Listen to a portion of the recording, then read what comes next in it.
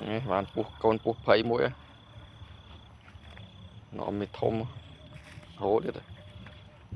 lần này khăn buộc khám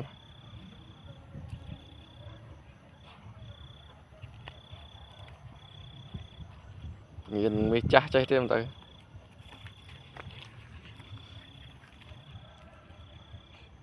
tiết cho ba bên tay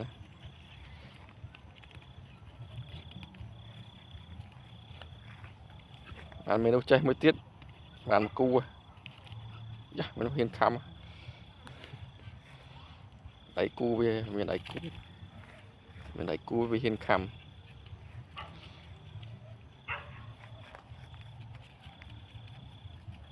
về xe khối te này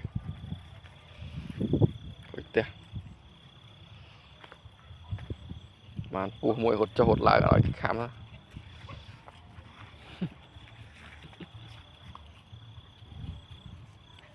cái chơi thằng pi này mình đi về chơi này để mình đẹp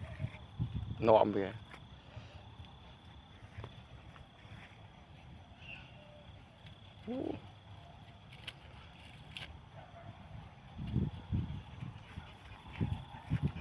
bài lên nhiệt ở bàn pu môi bài đó